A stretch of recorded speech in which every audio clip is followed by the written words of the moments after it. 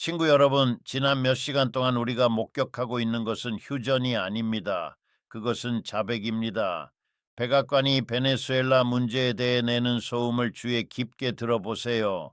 아니, 정확히 말하면 소음이 아니라 공포스러운 침묵입니다.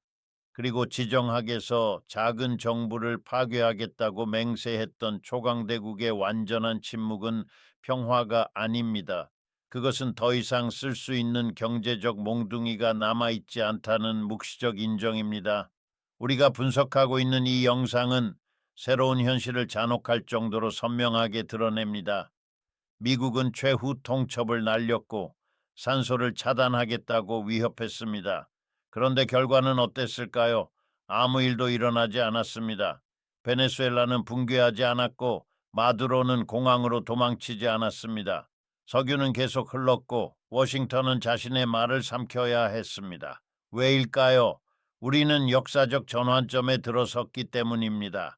제재라는 낡은 권력이 물질적 현실이라는 새로운 권력의 벽에 정면으로 충돌한 순간입니다. 이 문제를 비판적 정치경제학의 확대경으로 해부해야 합니다.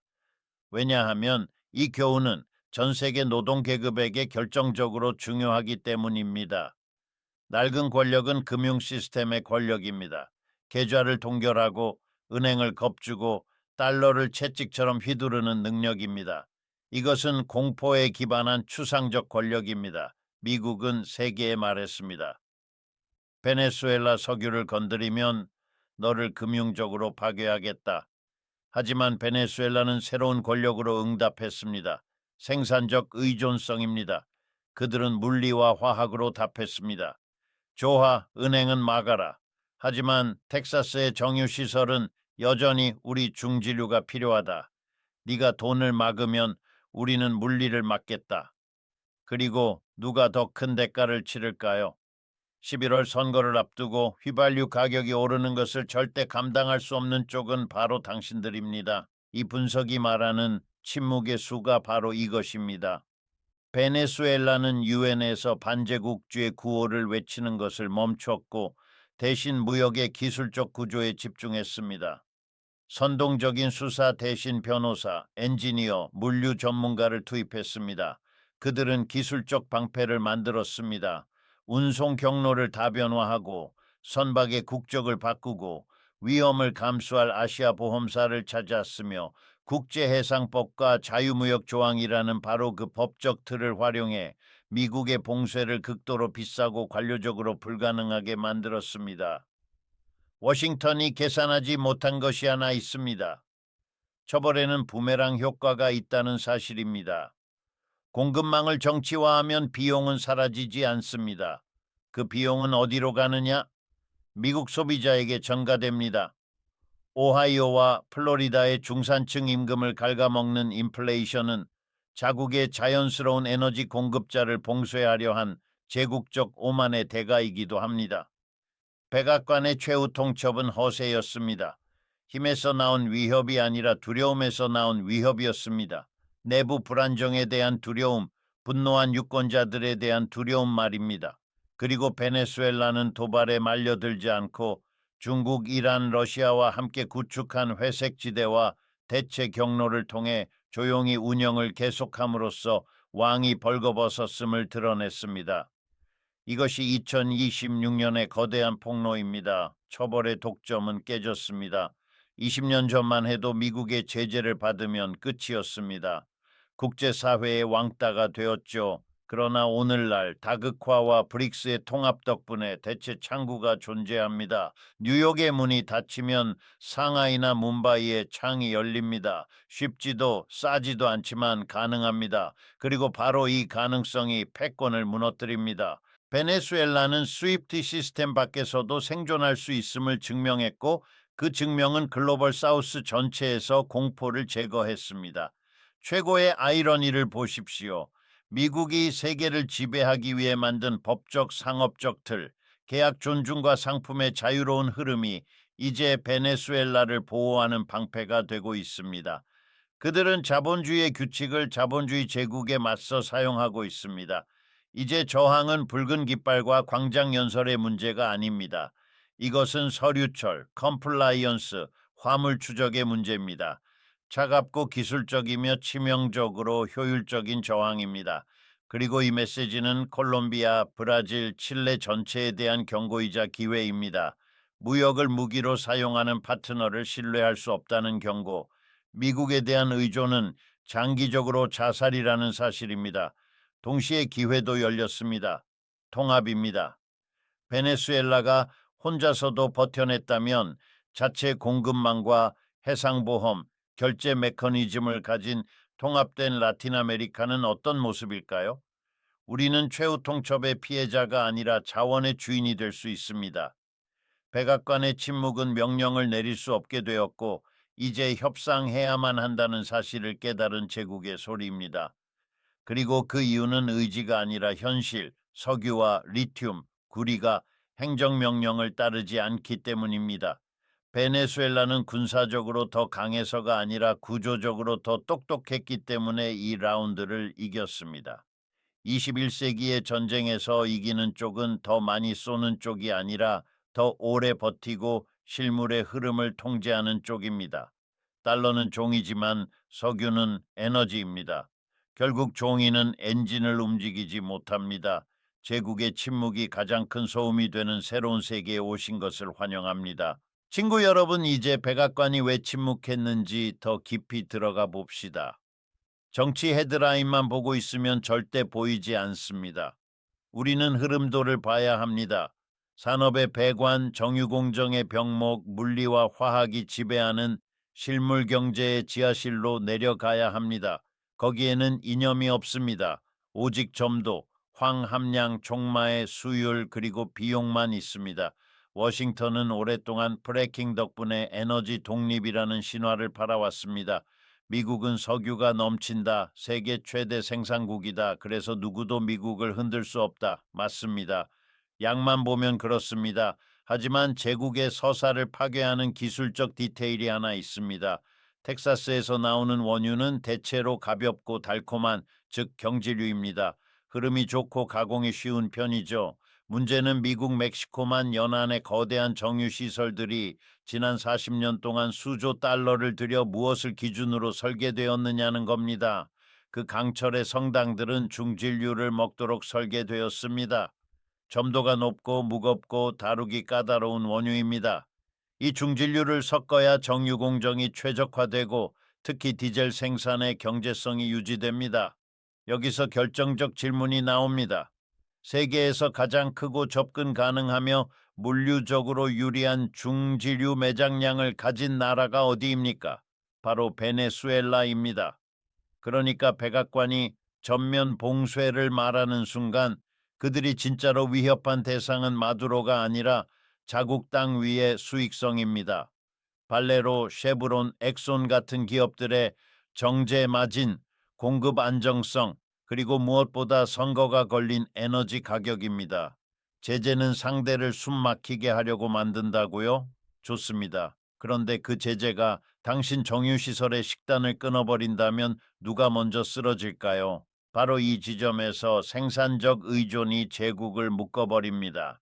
대통령의 서명은 촉매를 바꾸지 못하고 행정명령은 원유의 밀도를 바꾸지 못합니다.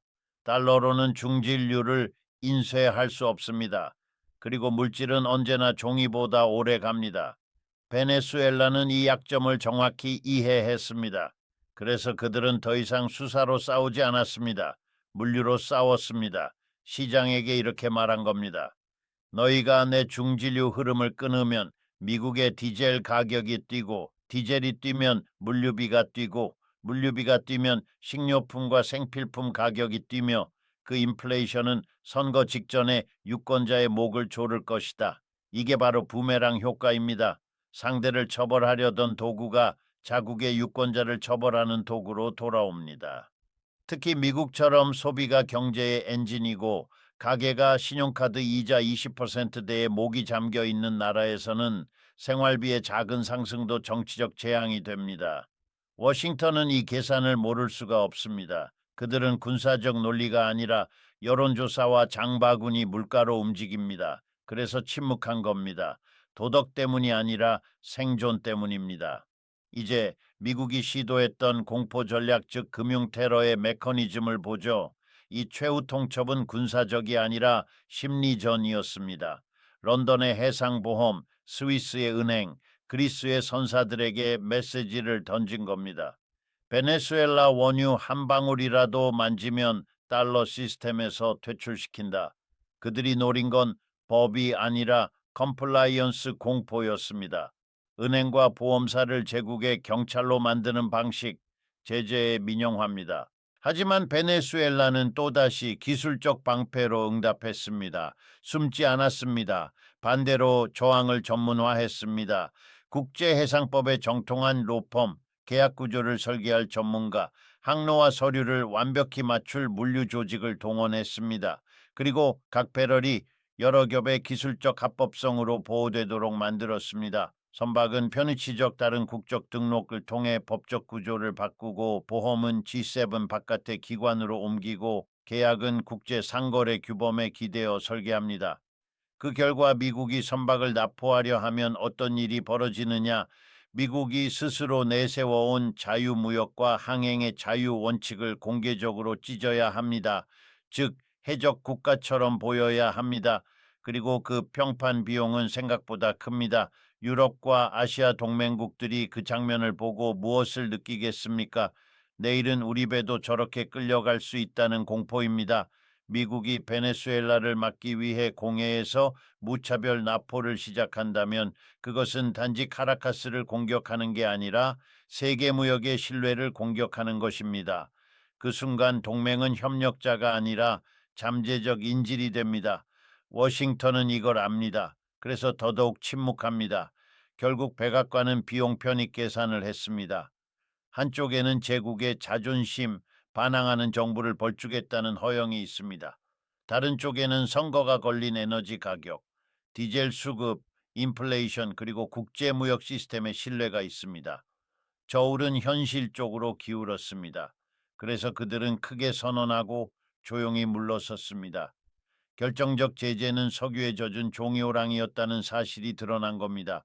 그리고 여기서 중요한 구조적 결론이 나옵니다. 진짜 패권국은 협박할 필요가 없습니다. 진짜 힘은 조용합니다. 전화를 한 통 하면 일이 진행됩니다. 그런데 워싱턴은 TV 앞에서 위협했고 그 위협을 실행하지 못한 채 침묵했습니다. 이는 자동적 복종의 채널이 무너졌다는 증거입니다.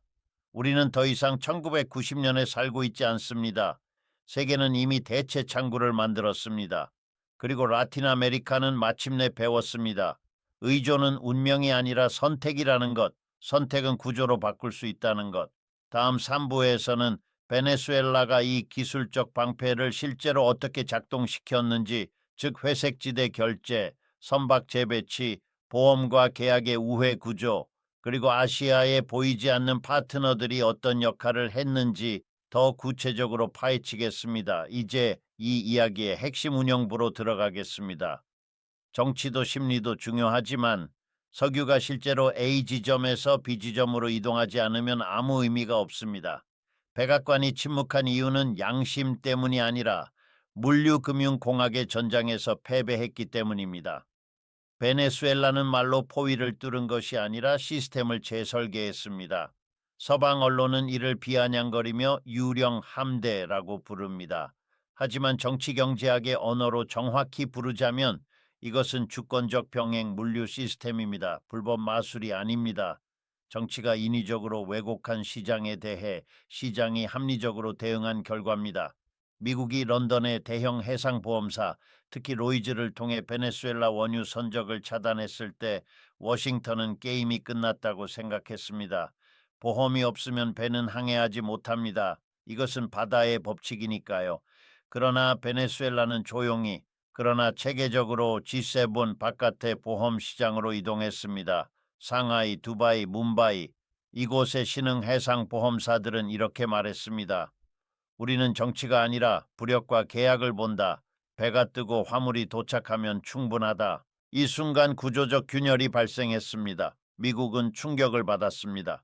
세계 무역을 가능하게 만드는 금융 서비스의 독점이 더 이상 서방만의 것이 아니라는 사실이 드러났기 때문입니다. 대체 창구가 존재한다는 사실이 알려지는 순간 제재의 공포는 급격히 증발합니다. 제재는 두려움의 독점에 의존하는데 그 독점이 깨진 겁니다. 그 다음 단계는 물리적 삼각화였습니다. 이른바 선박간 환적, ship-to-ship 트랜스페르입니다. 위성으로 보면 원유는 베네수엘라 항구를 떠납니다. 하지만 공해상 말레이시아 인근이나 카리브해에서 그 원유는 다른 배로 옮겨지고 섞이고 재분류됩니다. 그리고 중국의 독립정유시설 예컨대 산둥 지역의 소형 정유소에 도착했을 때 그 원유는 더 이상 제재된 베네수엘라산이 아닙니다. 합법적으로 재분류된 혼합유입니다. 불법일까요? 미국의 역외 제재 기준으로는 그렇습니다. 하지만 국제상법과 구매국의 주권 기준에서는 합법입니다. 중국의 입장은 명확했습니다. 우리는 석유를 산다. 우리는 워싱턴의 경찰이 아니다. 이 한 문장이 제재의 한계를 정확히 찌릅니다. 이제 가장 중요한 질문, 결제입니다. 스위프트에서 배제되고 달러에 접근할 수 없는데 어떻게 돈을 받는가? 베네수엘라는 위안화, 루피, 디르함으로 결제했고 때로는 현금이 아닌 물물 교환을 선택했습니다. 희석제, 정유 기술, 설비, 기계와 석유를 교환했습니다. 달러를 거치지 않는 폐쇄형 회로를 만든 것입니다. 배럴 하나가 위안화로 거래될 때마다 달러 패권에 관해는 못 하나가 더 박힙니다. 왜냐하면 그 거래는 하나의 사실을 증명하기 때문입니다. 에너지는 뉴욕을 거치지 않고도 거래될 수 있다. 미국 재무부는 이 사실을 누구보다 잘 알고 있습니다. 그래서 과도하게 압박하지 않습니다. 너무 세게 누르면 달러 이탈을 가속화하기 때문입니다. 그래서 침묵한 것입니다.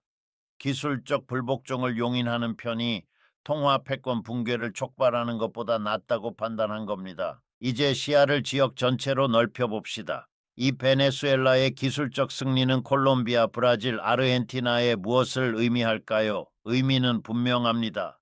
종속적 발전 모델은 끝났습니다. 역사는 우리에게 소리치고 있습니다. 통합은 선택이 아니라 방어 장치입니다. 베네수엘라가 고립된 상태에서 이 모든 병행 인프라를 구축해야 했다면 상상해 보세요. 라틴 아메리카가 공동의 선대, 공동보험, 공동개발은행을 가진다면 어떤 힘을 갖게 될지, 콜롬비아의 가스, 베네수엘라의 석유, 칠레의 리튬, 브라질과 아르헨티나의 농산물이 지역 보상 통화로 거래되고 지역 재보험으로 보호되고 지역 조선소에서 만든 선박으로 운송된다면 제재 리스크는 사라집니다. 미국은 대륙 전체를 제재할 수 없습니다. 그렇게 하면 자기 경제를 먼저 파괴하게 됩니다. 베네수엘라 사례는 개념 증명입니다. 작동합니다. 물류적 저항은 작동합니다. 하지만 이것이 지속 가능하려면 한 나라의 게릴라 전술이 아니라 대륙 차원의 전략이 되어야 합니다. 브라질과 콜롬비아는 이제 깨달아야 합니다. 우리가 착하게 굴면 맞지 않을 것이라는 생각은 환상입니다. 자본주의의 역사는 분명합니다. 자본은 친구가 없습니다. 이해관계만 있습니다. 오늘의 표적은 카라카스지만 내일은 아마존을 이유로 브라질리아가 될 수도 있고 물을 이유로 보고타가 될 수도 있습니다. 진짜 안전은 구조적 자율성입니다. 남방울을 잇는 파이프라인, 철도 재건, 마이애미를 거치지 않는 디지털 결제 시스템. 이것이 베네수엘라가 필요에 의해 시작한 일입니다. 이제 다른 나라들은 비전으로 해야 합니다. 지금까지 우리는 시선을 남쪽 베네수엘라와 그 석유 선단에 두었습니다. 하지만 백악관의 침묵을 진짜로 이해하려면 카메라를 180도 돌려야 합니다. 북쪽을 봐야 합니다. 워싱턴 DC, 그리고 미국 경제의 내부 장기, 그 심층 붕괴를 들여다봐야 합니다. 이 이야기는 카라카스에서 시작된 것이 아닙니다. 이 이야기는 미국 내부의 구조적 쇠퇴에서 시작됩니다. 제국의 역사에는 하나의 철칙이 있습니다. 로마에서 대영 제국까지 예외가 없습니다. 집안이 가장 무너질수록 제국은 밖을 향해 더 크게 소리친다. 외부 공격성은 내부 결속을 위한 치료법입니다. 베네수엘라를 향한 최후 통첩은 국가안보 전략가들이 만든 것이 아닙니다. 그것은 오하이오, 펜실베이니아, 미시간의 여론조사 수치를 들여다보며 공포에 질린 정치 컨설턴트들이 만든 산물입니다. 미국의 불만의 정치경제학을 해부해 봅시다. 왜 워싱턴은 끊임없이 외부 위기를 만들어야 할까요? 이유는 단순합니다. 평균적인 미국 시민의 물질적 현실이 더 이상 지속 가능하지 않기 때문입니다. 주식시장 그래프가 아니라 실제 데이터, 생활의 데이터를 보십시오. 오늘의 중산층은 부모 세대보다 더 오래 일하지만 더 가난하게 삽니다. 밀레니얼과 Z세대는 주택 소유라는 꿈에서 사실상 추방되었습니다. 대도시 임대료는 소득의 절반을 집어삼키고 있습니다. 의료 시스템은 개인 파산의 1위 원인이 되었고, 학자금 대출은 현대판 봉건적 족쇄처럼 소비와 미래 투자를 가로막고 있습니다. 이런 장기 침체와 노골적인 불평등의 상황에서 외교 정책은 국내용 연극이 됩니다. 정부는 필사적으로 책임을 전가할 외부의 악당이 필요합니다. 임대료, 의료비, 식료품 가격을 설명하는 대신 베네수엘라를 응징하겠다고 외치는 것이 훨씬 쉽기 때문입니다. 베네수엘라는 워싱턴의 할리우드 각본의 완벽한 악역입니다. 독재, 혼란, 실패한 국가, 이 서사는 분노한 유권자에게 팔기 쉽습니다. 하지만 여기서 현실이 다시 한번 방역합니다. 공개 최후 통첩이라는 텔레비전 쇼는 예상치 못한 부작용을 낳았습니다. 구조적 약점을 노출시킨 것입니다. 당신이 경제적 종말을 위협했는데 상대가 눈 하나 깜빡이지 않는다면 내부 관객은 질문하기 시작합니다. 잠깐만, 우리가 그렇게 전능한 게 아니었나? 초강대국의 수사와 일상의 현실 사이의 괴리, 무너지는 인프라, 붕괴되는 교량, 탈선하는 열차, 식료품 인플레이션은 미국 사회의 인지 부조화를 만듭니다. 그리고 이 지점에서 인플레이션은 단순한 경제 지표가 아니라 정치적 처벌 장치가 됩니다. 백악관의 침묵은 국내 인플레이션에 대한 공포로 설명됩니다. 앞서 말했듯 베네수엘라 중진류를 막으면 디젤 가격이 오릅니다. 디젤이 오르면 농산물 운송비가 오르고 아마존 물류가 오르고 월마트의 가격표가 바뀝니다. 지금의 미국 소비자는 신용카드 이자 25%의 목이 잠긴 상태입니다. 이런 상황에서 생활비 상승은 불편이 아니라 존재적 위기입니다. 정치 전략가들은 잘 압니다. 인플레이션은 정부를 무너뜨립니다. 지미 카터가 그랬고 세계 곳곳에서 식료품 가격이 오를 때 정권은 붕괴했습니다.